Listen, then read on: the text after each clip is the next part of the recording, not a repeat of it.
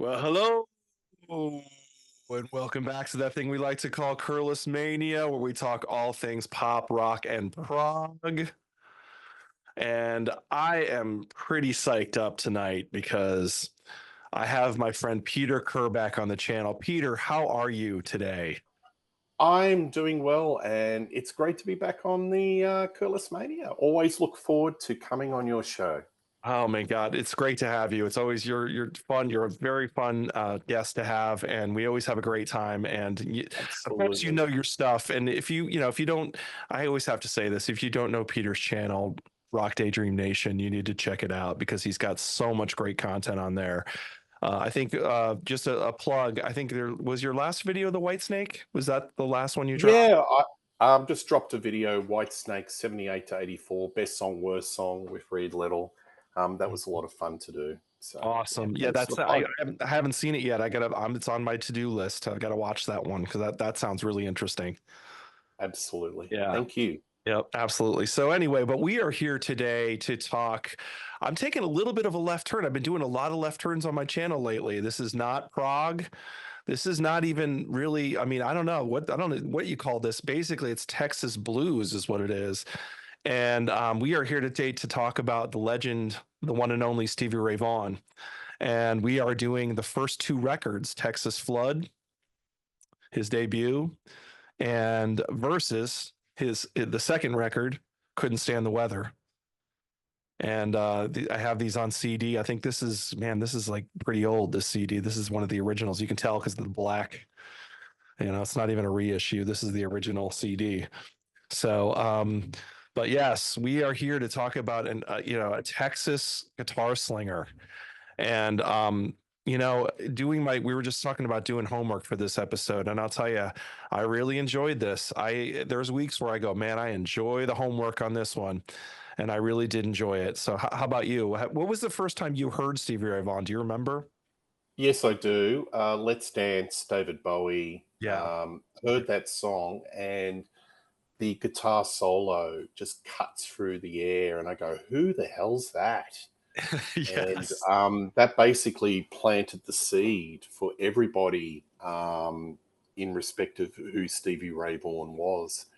And then there was the Montreux Festival, and you know, my recollection probably in the day was Let's Dance, and also seeing a lot of his band footage on late night music video TV, whether it was the Montreux concerts or just live performances. But I Yeah. think David Bowie was definitely the thing that planted that seed, because his guitar playing, it's kind of like a cameo, but boy, it's memorable. It's a pretty massive cameo. Yeah. It's no, Memorable. I'm with you, man. He cuts. That's a great way to say it. He cuts through the mix. I mean, you just when you hear those solos, you're like, wow, who's playing guitar? I mean, it's wow, Searing, absolutely searing. It just Yeah. lifts a very good song into an excellent song. Yeah, and I think that you're right. I think it was the same for me. I think the first time I heard, because that was his first major, where he was on a major album. I mean, Let's Dance was massive back in the day in 82 or 83, whatever year it was. That was a massive release. Absolutely, and can you believe that they cut the guitar solo from the single edit? Ridiculous. Did they? So, Oh, yeah, they did.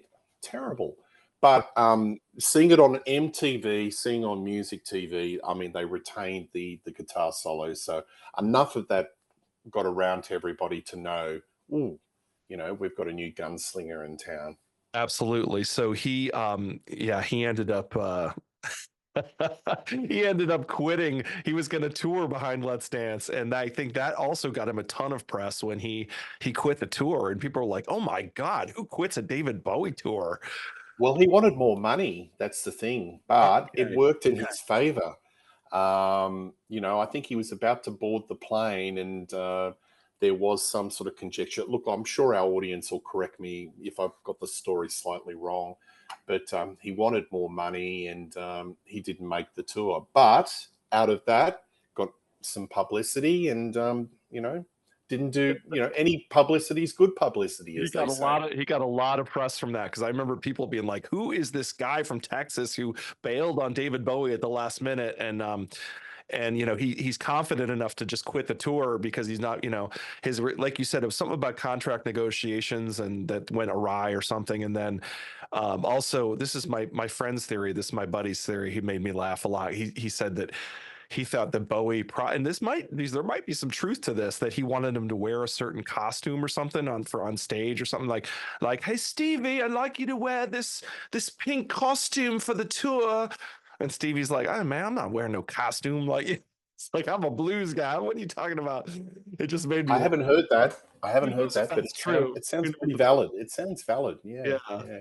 It's Because just David was going through a pastel stage, wasn't he? right. It was A very lot of 80s. Yes. Yeah. techno color. Yeah, gee whiz. But yeah, Anyway, that's speculation. Bowie's the start. Yeah. Bowie is the start. Absolutely, that's speculation, but it made me laugh, that story. So, Yeah. so anyway, so Texas Flood, sort of, it's one of those albums that seemed like it came out of nowhere. It seemed like it was like, well, who is this guy? He plays on Let's Dance out of nowhere, and then all of a sudden he's got a record out, and it's like, and this guy, everyone's talking about him. And it's one of those, like, it's kind of similar. I mean, one of his heroes was Jimi Hendrix, and Jimi Hendrix had sort of the same story where all of a sudden it seemed like out of the blue, this guy was this massive guitar player. Um, and he played at, you had mentioned, I think we talked about Montreux, the Montreux Jazz Festival. That's where he got discovered because he played this jazzy festival that's sort of acoustic and kind of quiet and meant for acoustic-y jazz or whatever it is. And he comes in there just blazing, like turning his amp up to 10 and just blazing away. He And got booed. got I booed think for it. some For of it. the audience didn't really appreciate that. So Yes. again, this is another notch into his notoriety, and Yes. any publicity is good publicity. Another bullet point for his resume, right? He got booed at the Yeah. jazz festival. Yep. But it was they always joke around. They say there was a couple people booing, but there was half the crowd was going crazy. That's what they always say. So, but the booing always gets the attention, right? So, but anyway, this is a guy who had played clubs for years. I mean, he was like, I mean, by the time we heard of him, he was massive. He was big in Texas by this point. Texas knew he had played all over by Dallas and Austin. I mean, he was big at that point, but he just wasn't nationwide. But he had been grinding it out in the clubs for years. It's one of Yeah, those. absolutely. So Man, Texas is such a fertile musical landscape in America, isn't it? yes, And there are so many bands that they're like statewide heroes, but not really known around the rest of the country. right, So right. yeah, So absolutely. he was kind of, popped out from. So anyway, he plays. I don't want to do too much background, but it's sort of important because he plays the Montreux, and then David Bowie's there, and Jackson Browne is there. There's all these big names that are there, and they see him play, and they said that the guy just left the stage in cinders. I mean, you know, he just burned it down as he always did when he played live. And they were like, "Who is this guy? Oh my God!" Everybody wanted to meet him after the show, and even though he had gotten booed, there was people that were just like blown away by it. So anyway, so Jackson Browne meets him the next night. I guess he jammed with him the next night or something, and he said, "Hey, I've got a studio. You can go to my studio and play. Just use it for free, essentially." And which is huge because that's where they record Texas Flood. And only one or two takes each track. So Yes, yes, it was. as we get to, as we get deeper into this, this has got a really organic live feel, and it brings up an interesting discussion about one or two takes versus albums where people just lay multiple takes. Spontaneity versus control and maybe overthinking things. I don't know. Yeah, no, definitely we're going to have that discussion on this battle because this is kind of the difference between these two records, really, I think. Because you're correct. I mean, I was just about to do the rundown on Texas Flood. It was recorded in 2 days. 2 days. I mean, basically, Oh, they were there for a week, and the 3 days was set up, and then 2 days was recording, and then that was it. They mixed it, and it was done. back to the old days, stuff like they used to do in Sun City, the Beatles, the early Exactly. Stones. Early Beatles, early Yeah. Stones. Yeah, exactly. None of this Mutt Lang year and a half on Pyromania and let's spend 1 week on a chord. Yes. Let's spend all day on one syllable, of a vocal.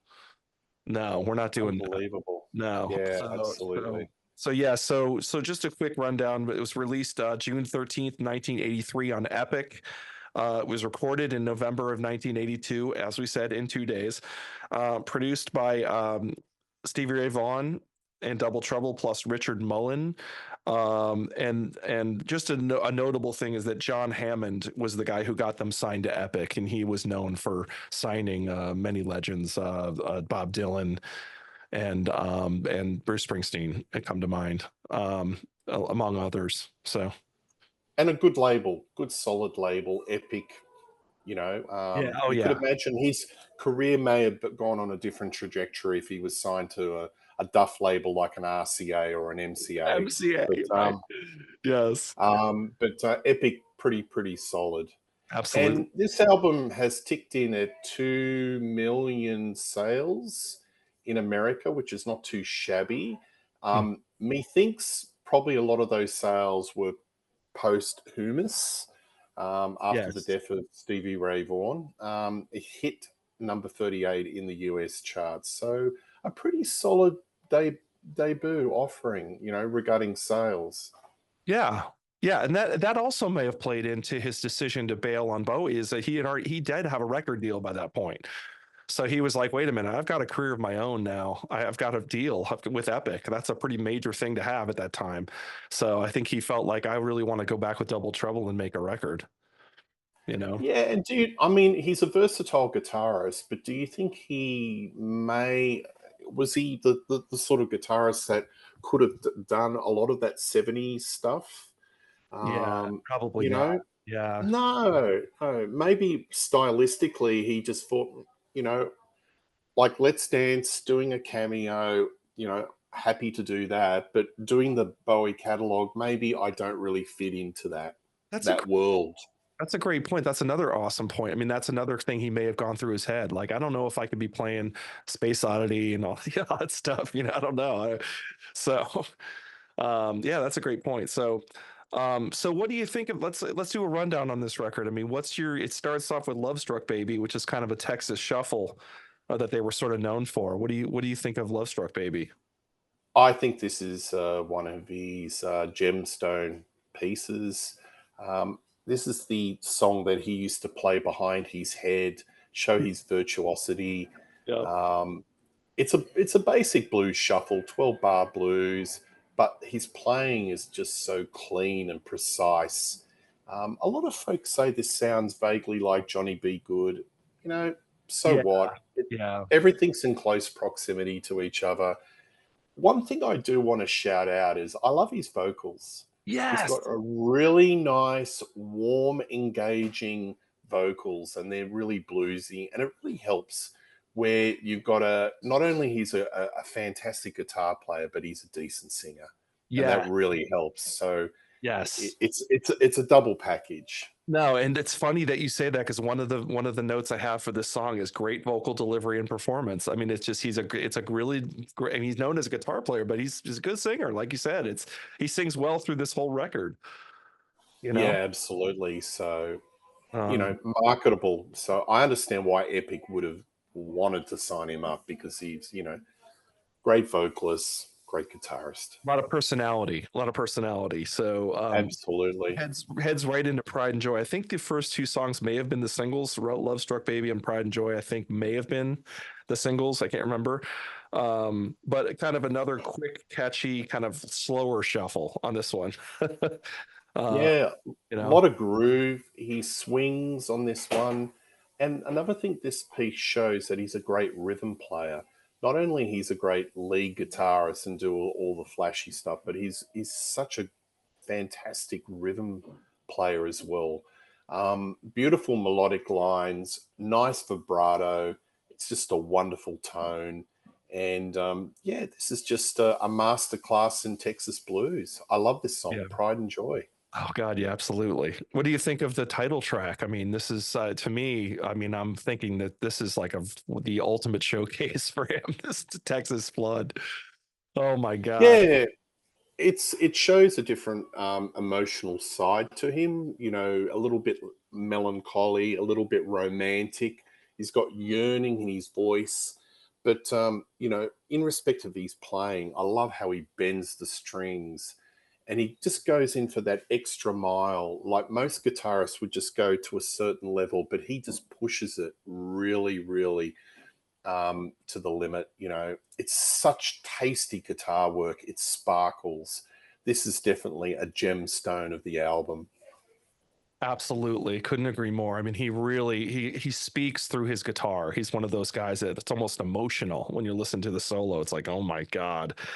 He just And it's he's got his own tone, hasn't he? You yeah, can hear Stevie. There's not many guitarists where you can close your eyes and say, that's this person. But, you can really tell he's got his own distinct tone, the Stevie Ray Vaughan tone. absolutely. I mean, because you can hear his influences. I mean, you hear a little bit Albert King, a little BB King. I mean, you can hear some of the blues influences, but he does make it his own. There's this also, it's kind of combined, like you said, with that Texas thing. So it's like it's kind of this soup of like the blues foundation plus this sort of Texas shuffle thing. Like it's very cool. It works really well. But this on this case, I mean, he's really doing the blues, and you're like, this guy can do it. He can do it when you listen to this song. So, um, but anyway, and then Tell Me follows it up, which is kind of another, sort of a, very melodic, actually, kind of a melodic, another, kind of another kind of shuffly kind of song. I mean, that's the one thing maybe somebody could point at and say it's kind of some of the songs are kind of samey on this, but doesn't bother me really, doesn't bug me.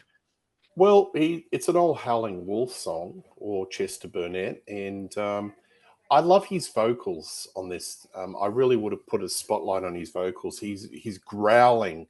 It's all yearning and growling where he says, "Tell me, trouble's near my door," and he just runs up so much steam on that guitar solo. You can just put the Yes. headphones out and it just steam's coming out of your ears. He's searing. I mean, it's basic 12 bar blues shuffle, but It's it's for the masses. And, what a way to just say, here I am. This is what I can do. This is a very much a here I am. Here's my artillery. Here's my armory. And I'm going to show you what I can do. absolutely. Recorded in 2 days. I 2 days. can't I'm believe gonna it. keep saying that 2 days. Yeah, 2 days. And the groove is undeniable, by the way. That's what I, on that track. It's just like a great groove, you know. Absolutely. Let's put a shout out to Tommy Shannon on bass. Let's put a shout out Yeah. to Chris Layton on drums. I love trios. I've always had a theory about trios because there's only three. It Yep. sounds stupid, sounds dumb and simplistic. Got to be tighter. And they Yes. work as a real unit. And Yes. it's more of instinctive looking at each other, working out who comes in, who comes out, the spaces between the notes. All the greatest trios in history have that sort of mental connection, and Yes. you can feel Yes. that there is definitely a chemistry between the three of these people, like the bass lines and the drum lines. Fantastic. Absolutely. And they by all accounts, they set up in a circle. They wanted to be able to see each other, which is just like makes my heart like I love that. Like they wanted to look at each other and play, and they did it. It's just I love it. It's great. They want to see. Absolutely. Absolutely. Just, you know, getting the job done. Okay, so then we move on to Testify, which is it's another cover. It's an Isley Brothers song. Yeah, Um, it's an interesting version, isn't it? It's very up tempo. It's instrumental.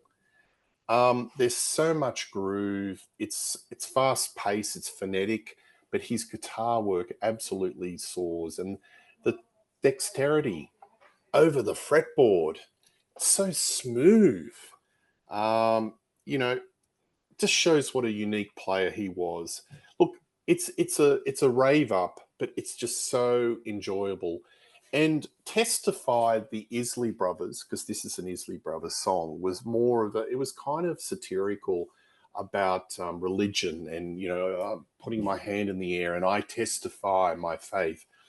I think this is his way of testifying this is what I can do, Oh, you I know? like it. I like it. Yeah, this is what I can do. This is, I'm putting a stamp for me and my band, and, I'm proclaiming my talent all around the world. So it's his way of testifying it, but instrumentally.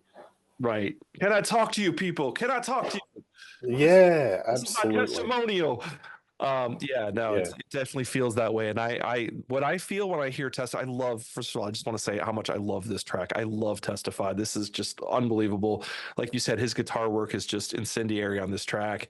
And really, I can picture him opening with this in the clubs where it's like, you're playing in a club and people are talking and they're smoking cigarettes and they're drinking and they're not paying attention to the band.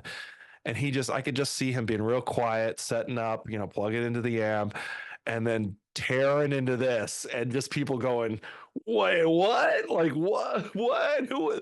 Who is this guy? Holy moly. Absolutely. Oh, So, and it starts off the side of the album, and it's just an exuberant rave up. It's wonderful. love it. Love it. So, and then he follows it up with Rude Mood, which is another instrumental. So, two instrumentals in a row. Uh, Yeah, instrumental blues shuffle, sped up. I mean, basically, it's a lot of blues scales, but he turns something that on paper looks very rudimentary into something that's playful and it swings. And again, it's another one of those songs where he's just displaying his full artillery of what he can do. So yes.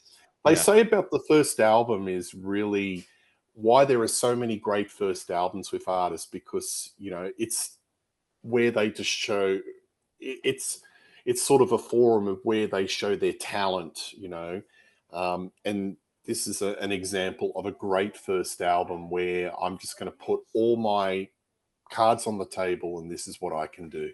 Yeah, and the fact that he can just let the guitar do the talking, he doesn't have to sing. I mean, these two tracks, he doesn't sing, and you're still completely enraptured. At least I am on these two tracks because, like you said, his guitar is just going off.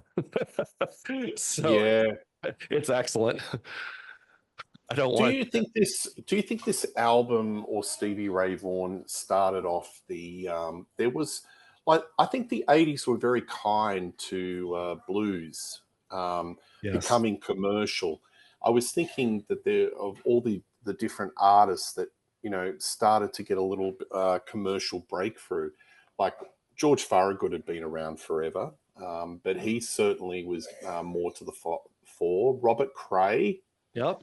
Then you had sort of those barroom bands like Georgie Satellites, Yep. the Yep. Fabulous Thunderbirds, but there are all these fringe blues bands that were probably playing the pubs. I say pub, but you guys say bars, Right. um, in their sort of niche towns. But Stevie Ray Vaughan, with this album being a bit of a commercial success, I could imagine all the A&R people were signing the new Stevie Ray Vaughan or getting on piggybacking the blues explosion, and you see a lot of these bands were starting to put out records and sell records and do very well.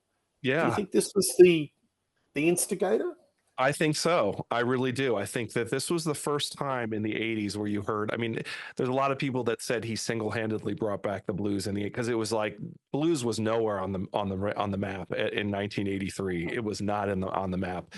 This was like Flock of Seagulls and Wham, and I mean, this is Yeah. like keyboard rock was like king, and it was just not, the guitar was not front and center at that time, and he just came out of nowhere, and all of a sudden people were talking about this blues guitarist, which was just, I remembered, I was there when it came out, I remember it, and it's like, who is this guy that came out of nowhere and he's playing the blues, and he was the first that I had heard of in the 80s, and like you said, there was a lot of people that sort of followed. I think you're absolutely right. I think there were some A&R guys that went, oh, maybe there's a market there that we can tap. And because Jeff Healey was another one that came to mind, Yes, you yes, know. absolutely. I was going to say that. Look, it didn't hurt that there was a little old band from Texas that were doing Oh, that's, absolutely great guns, ZZ of Top. course. I forgot. How Uh, can I forget ZZ Top? Exactly. Of course. Yeah. Absolutely, and, basically, they put electro music, had that dance beat, but if you strip that away, it still was blues. Mhm. It was Texas blues and, brought it to the world. So, No, you're yeah, I think absolutely the right. '80s was I think out of all the decades, I think '80s in recent times was the most fertile time for blues music. It Yeah. really and this guy was at the forefront. He was like the one of the instigators for blues being into commercial consciousness. Yes. Yes. So anyway, so the album continues with Mary Had a Little Lamb, which is another cover. It's a Buddy Guy, I think, did this. And I just have lots of cool blues swagger and cool vocal from Stevie. What do you what do you think of this? Beautiful tone in his voice, and it's such fun. A Yeah. kid's nursery rhyme, and he sort of turns it on its head and makes something so playful and engaging. Beautiful tone in his voice, and I love the dynamics between the three of them, the space between the notes, the different rhythm changes. Um, yeah, the band just sound wonderful on this song. Yeah. And then they kind of switch gears into Dirty Pool, which is kind of like a slower, more dramatic, kind of atmospheric song. What do you think of Dirty Pool? Yeah, look, furious strumming. It's kind of Yes. windmill Yes. guitar. He's like, he's really getting into it. Yeah. I've been, and the lyrics are quite dark. I was reading a bit of online research about people's sort of interpretation. Even there may be a drug reference that, speedball, dirty pool. It might be a bit of a drug reference. So Stevie's going into some darker terrain here, but take that aside, it's still got the wonderful searing guitar, melancholy blues, and yeah, that furious windmill guitar. Yes. I It's a love great track. the heavy strumming thing. Yeah. Where he really does, Yeah. he changes pickups and it's kind of cleaner and he's doing the almost like Dick Dale-ish kind of vibe going on. Yeah, Yeah, absolutely. yeah. So it's very cool, very very different for him, and I like it a lot. Then we get into "I'm Crying," which to me, this is the one I would say if there's any stumble at all on this record, and this is very like again, I'm just being very picky here. That this song sounds a bit like "Pride and Joy" with different lyrics. Yeah, it You is. It notice that? is. It It sounds like the same. absolutely. Am I So wrong? Pride and Joy is all bubbly and optimistic and sunny, but this is like the opposite, where it's about a breakup. And Yeah. apparently, the story goes that Stevie was having a very serious disagreement with his then girlfriend, and this sort of song is about the impact on him as the protagonist. Yeah. So yeah, this is definitely the dark side of Pride and Joy. But so many people have said, "Oh, this is like a cousin." Yes. I think it's Very almost a zero copy. very similar, very similar. So then we head into the last track, Lenny, which I just, oh man, I love Lenny. I mean, Lenny is like where he starts showing his diversity a little bit, where this is, it's an instrumental again and it's very jazzy. It's like literally he has these jazz touches to it. And we talked about this before we started filming, that, he has this jazzy kind of vibe to him sometimes, which is really, really cool. What's your take on Yeah, Lenny? What do you think? this is his Win Cries Mary. It's his Yeah. take on Jimi Hendrix. It's Yeah. soulful. It's quiet, introspective. He sounds so connected to the melody, to the material, intimate, and the silences in this song just make it breathtaking. So, Yeah. um, Yeah. a great finish, a little unexpected, but a great finish to the album. Yes, I love how he switches gears for the last song, and it's just like, wow, okay. And then the album ends, and you're like, oh my god, that was a cool detour. So, I didn't know he could do that. So, like to your point, it's the whole check out what I can do thing. That's what this album feels like. It's very. I agree with you. 2 days, two Two days, takes, 2 days. 2 days, people. 2 days. 2 days. Not 2 years. 2 days. Love it. I love. I do That's too. that's what music should be. I yeah. Spontaneous. Well, I mean, really, you think about it. I mean, people saw him at the Montreux Jazz. I mean, I'm sure they just looked at him and looked at them and they said, they're a fully formed package, man. You just get some mics in front of these guys and hit record. That's all you have to do. Yeah, they're fully Oh, realized. So they're not like a new band that have to work it out. There's not a yeah. lot of, I would imagine, that go into the studio and they have to figure it out. I just Right. think it's already there. They're fully formed and just go and lay the tracks and yeah, do it. Two, The two, red lights on and hit the road. 2 days, people. 2 days. All right. So we're moving on to Couldn't Stand the Weather, which is the follow-up. So at this point, now he's got some wind at his back, right? So the people, because this is the album that I remember people, and again, I'm dating myself, but I do remember people in high school walking around the some guys had this under their arm, and they proudly saying, "Check this out, this is Stevie Ray Vaughan's new record." And I was like, "Oh, cool!" And I do remember hearing that or seeing the video because they did videos for this, and I saw the video on MTV for "Couldn't Stand the Weather." Do you remember that video? Vaguely, vaguely, Okay. but as research for this wonderful show, I did watch it again. Yes. It's a very loud Technicolor type of um, one of those sort of comedic videos, Yes. and Yes. yeah, we'll talk about it in a moment. Yes. So yeah, so that's what I remember. I remember seeing that. So this was a big release. I mean, for Epic, they made this a priority because Texas Flood had done pretty well. So this is 2 years later, and they're gonna really roll out the carpet for him, and they made some expensive videos, and they're great. The cold shot video is awesome too. We used to laugh about that one. It's very funny. Like you said, lots of personality to it.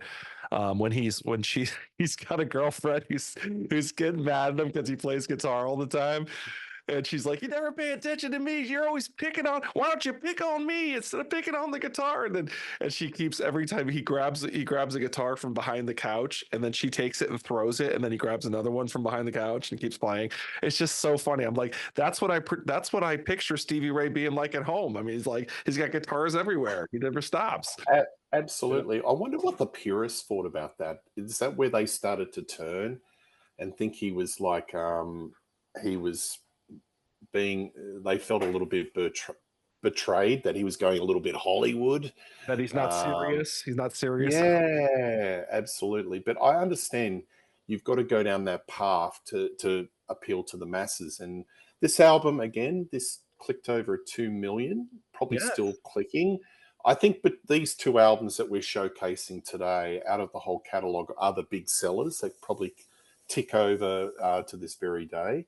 Hmm. But Couldn't Stand the Weather probably is the biggest selling Stevie Ray Vaughan album from 1984, and I don't think the MTV videos did any harm. And again, it kick-started that whole blues being sort of mainstream with all those other bands that we were talking about. Yes, absolutely, absolutely. So it starts out with Scuttlebutton, which is just oh my. I mean, it's if you had any doubts, it's like I mean, it just comes out of the gate swinging. I love this track. What's your take on Scuttlebutton?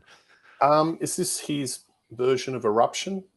Yes, Van exactly. Halen? Is this Exactly. That's perfect. That's perfect. Yes. leave it at that. That's It's one. Eddie's got Eruption and he's got Scuttlebutton. So there you go. Yes. No, I'm with you. I think let's leave it there. That's exactly right. his eruption. Then we go into Couldn't Stand the Weather, which is just, oh my God, I love this track. I mean, it's just got this. I love the stop start thing. I'm a sucker for that. And, Zeppelin used to do that. And that whole, and you never know like what the count is. And they come back in right on time. And it's like, what is happening? Like, I just love that to death. I'm so confused. It's behind the beat. It's before the beat. Right.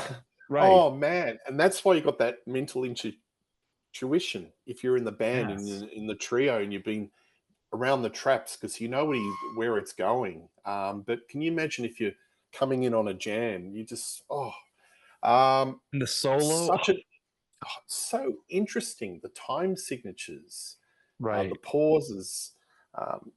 Stevie gets his funk out. Yes. Yes. He gets funky a little bit. Yes. But but there Okay. is this slickness in this album that's Yeah. starting to come in, and it's diluting the Stevie I like. I like Stevie that's raw, organic. And these are the problems with a lot of those bands I was telling you about, like the Georgie Satellites and the Fabulous Thunderbirds, where a lot of slickness came in and made a lot of the blues sound very bland.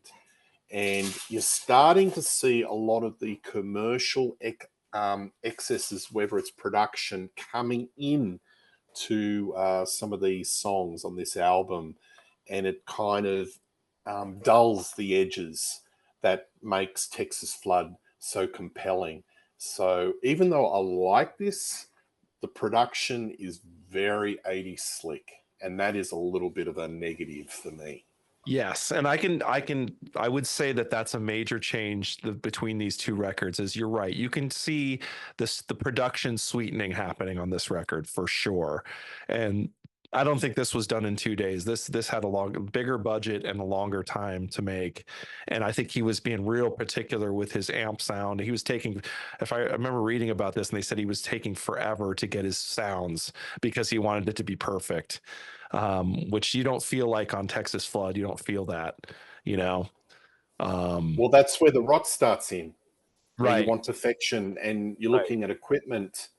And, you know, so at the end of the day, it's 5 o'clock, Tom. What right, did we do today? Oh, we were looking at the amps. right. Exactly. I was turning knobs all day. Yeah, exactly. Yeah, so it's one of those, and I think that it was getting like that because he had a big budget at this point. So, but however, I do still love "Couldn't Stand the Weather." As a track, I think it's great. I just love that point where he says, "Understand, it's time to get ready for the storm," and then he just kicks into that solo, and it's like, oh, I'm a sucker for that. I just love that track. So anyway, so then we head into things that I used to do. Um, and I just love how it starts out ding ding ding ding. Just the Yeah, bare vocal. yeah. This is a cover of an old song, Guitar Slim cover. It's slowed down. It's bluesy. Stevie's voice is just front and center and sounds divine. It's got a standard blues melody, but his playing is so clean and crisp. Great tone. Yes. That's the thing I like about Stevie's playing. It's just so clean. Yes. And he was famous for playing 13 gauge strings, which is like I think one of the heaviest gauges you can imagine. And it's like it's hard enough to bend a guitar string. And when you're using 13s, it's like almost impossible. And he was bending them like crazy. So he was just his strength in his hand must have been just outrageous. So unbelievable. It's like, anyway. And I think you can hear that in that song, but I think that's a great cover. Love it. Um, then he goes into Voodoo Child, which I mean, wow, that's like sacred ground. Covering Hendrix is like, that's like dangerous ground. So I was like covering like Led Zeppelin or covering the Beatles or covering the Stones or something. It's like, but man, does he just rips it. He rips it. And I mean, I will say that, maybe some people could say, well, this is a little too obvious of a cover kind of thing, Yeah, you know? I don't like it. Um, I've heard him doing it live. I would have preferred that they inserted the band live version of Voodoo Child to be Right. put on the album. This version sounds sterile. It's slowed down a little bit. It's Mhm. elongated, it's protracted, and it's a bit glossy. Yes. And Yes. you can't not compare any cover to the original. And the Hendrix one absolutely sears. Yes. It just pops out of the box. This one to me doesn't. But I've heard him do it live and he sears. He killed. So Yeah. Yeah. I would substitute the studio version and put the live version, and I think it would make the album work even better. Yes, I That's my think there's a opinions. version live on the. I have a compilation. It's like the essential, and I think the live version from the Royal Albert Hall is on that. And you're right, it's very different. It's like he's smoking on that one. Yeah, absolutely, because this is the showpiece. This Right. is where you've got the spotlight on you, and it's the showstopper. Yeah, But it is. And you're right. It's way more raw on the live. yeah, but I just find it a little sterile, the studio version. Yeah, and at the end he says, "Man, it's fun playing Hendrix at the Royal Albert Hall." It's kind of funny when he says that at the end. I think it's fun playing at the Royal Albert Hall. Yeah, generally, period. Yeah, exactly. Yeah, absolutely. So we turn it over. That's side one. We turn it over to side. Oh, another thing I was going to say about Voodoo Child is it's also just it's an exact cover. Like it doesn't veer. It's almost exact. He doesn't really do anything. He just does the perfect. You know what I mean? Like he doesn't do anything with it. He just kind of it's the exact same song. It's a zero copy. Yeah, exactly. So anyway, however, he does still kick butt on it. But so we go to side two, and it kicks off with Cold Chat, which again I absolutely love. I think this is the shuffle thing done to perfection. I mean, it's a little slick, but it's I just love the groove and the shuffle on this one. I What's your think take it's on it's more of a vibe song. It's got a very simple melody. Dun, dun, dun, dun, dun, it? Yeah, Um, it's his most commercial song. A lot of people associate it with that very loud Technicolor parody video. right, But right. I don't think it's a great song, but it's a bit of a vibe song. But hey, what do I know? It did well. It It did well. charted, Yeah, yeah, and it certainly helped the album, tick over. yeah. But to me, I don't think it's one of his best songs. Yep. Okay. Well, then we move on to excuse me, Tin Pan Alley, and I have to bring this up before we do anything, and that is you had already mentioned the raw 2 day authentic versus this kind of spruced up big budget second album, and there's no better difference on this song. There's a in fact, I was listening to it this week. There's a version of this Tin Pan Alley on this remaster, this re-release for Texas Flood, and he does a version of it from those sessions, and it's very raw. It's very different. It's much more like Texas Flood version versus the big budget version. So the stuff that you're talking about is very much exemplified on this song. What's your take on it? Um, I was listening to this song and I was thinking there is a blues melody that I reckon has been mined by so many different acts. And for some reason, I was thinking of Since I've Been Loving You by Led Zeppelin. Yes. Yeah. Yeah. That's a slow blues thing. Yep. Yeah, absolutely. But that's wonderful because it's a template and you can put your own personality and you can put your own drama onto that basic blues template. Look, the vocals are so intimate. He's playing stripped down. It's clean, it's crisp and direct, and I like it a lot. It's But excellent. Yeah. yeah, but as I said, it was just reminding me of Zeppelin. I love when he does the whole like, kind of I heard a woman shout, wow, and he does things with the guitar to make or something. He gets gets hit by a 2x4 and he makes like a big on the guitar. It's just so he's kind of like acting the song out on guitar. It's kind of cool. I enjoy that. So then we move on to Honeybee, which yeah, I'm not sure how much I love this song. What do you think about Honeybee? It's jaunty. It bounces around like a honeybee, but it's basically 12-bar blues Yeah. Yeah. and Said it before just better. spruced up a little bit. Yeah. Not a huge, I mean, it just doesn't make that much impression for me, but No, you know, so filler, maybe slightly filler. slightly, And slightly.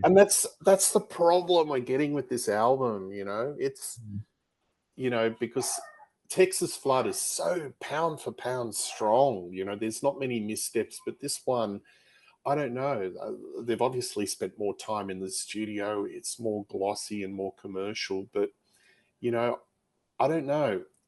Um, Yeah. I wouldn't have put Honeybee on there anyway. No, I don't think so. To me, I agree with you. If there's a song that wouldn't make the cut, it might have been that one. So, but then we end the album with another kind of sort of jazzy-ish kind of song again, which is almost upbeat jazz this time with Stang Swing. Love it. Yeah, it's Love it, cool. love it, love it. And this shows a different style of Stevie Ray Vaughan, the jazzy guitarist. Yeah, He can play like George Benson. He could like be in a jump smoke blues. and he could play with those cats. Um, Super accomplished, lots of feel, great sense of rhythm. And this is somebody that is so attuned with his instrument and such versatility. Yeah, So if you're putting Stevie Ray Vaughan in a box as just a blues guitarist, think again and listen to this song. yeah, absolutely. That whole the way it starts at do do do do do do do do do. It's like, what is this? This is so different for him. This is so it's what a great way to close the record. I love it. I'm also in And agreement.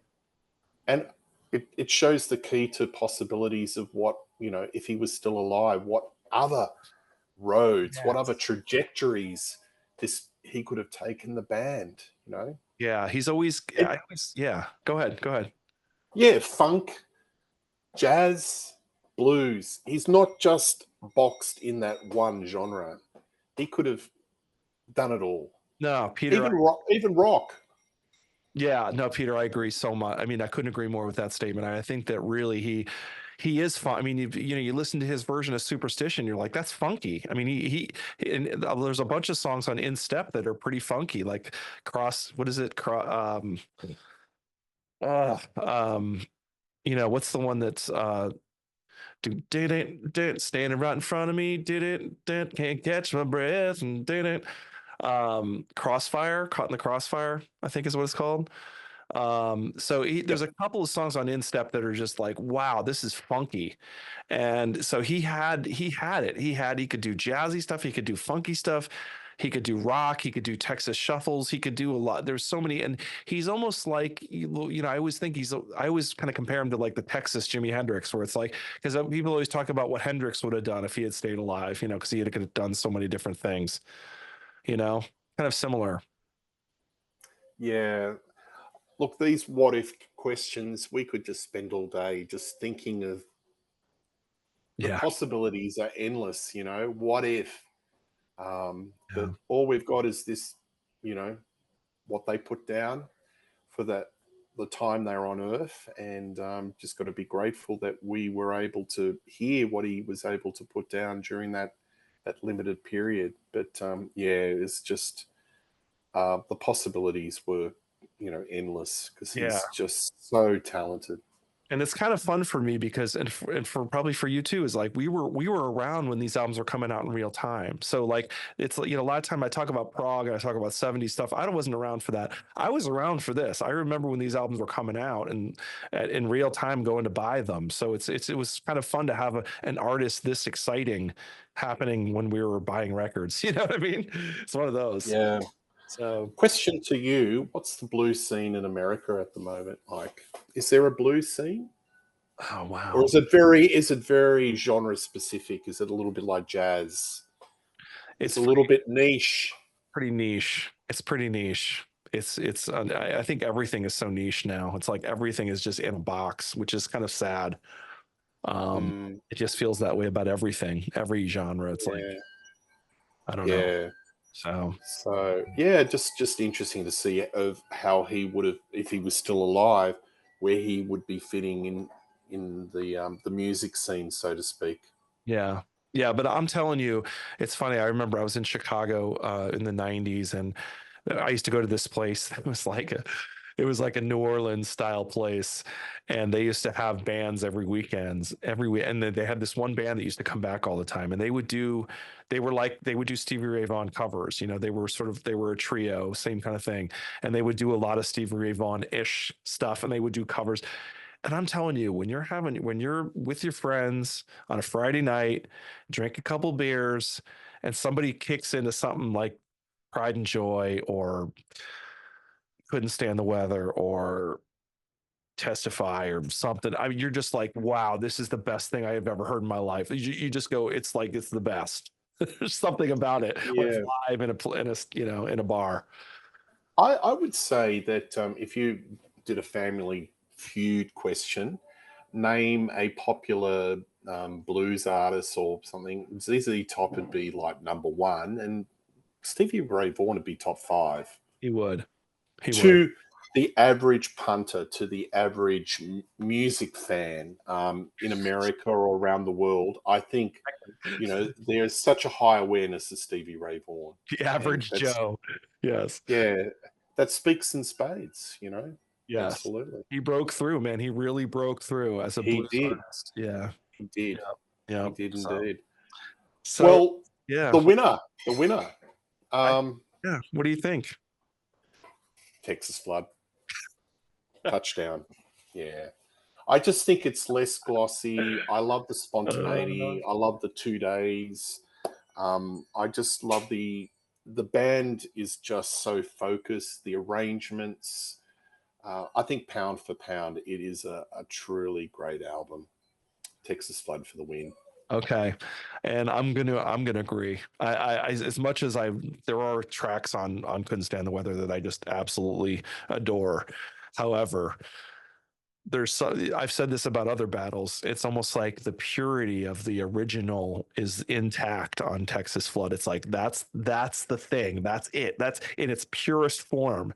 That is it. Like that's like the diamond, the rough diamond that you found, and you haven't. It hasn't been white with. There's still dust on it and everything, but you just found it, and there it is, and it's glowing, and it's like that's what Texas Flood is like. It's like the original thing that's just done in just so raw and so live and so like you all these things you talked about is very it's there and you can feel it and it's just amazing.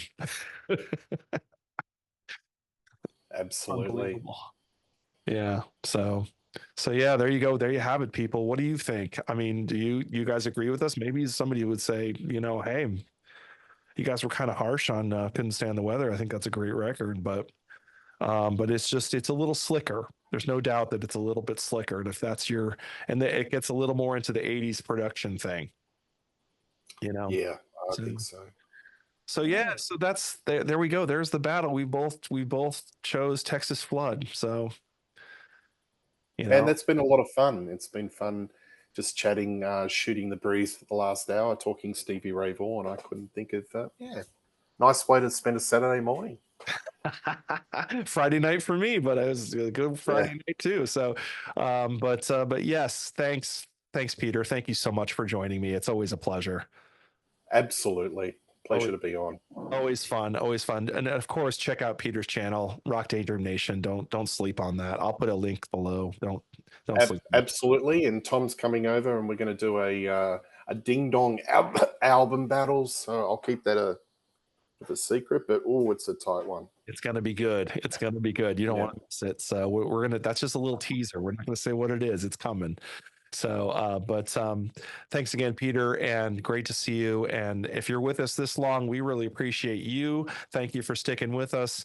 And as always, I always have to say like and subscribe. If subscribing really helps channel. I mean, I don't say this enough, but it's subscriptions are really important for every YouTuber. And if you can, it just takes a second, just hit the subscribe button if you can, if you like what you see, because it helps us to kind of motivate to do more. And once it makes you, when you see more subscriptions, you're like, what am I going to do next? You get all excited, So anyway, that's it. So we'll see you next time on Perlis Mania. Thanks. Take care.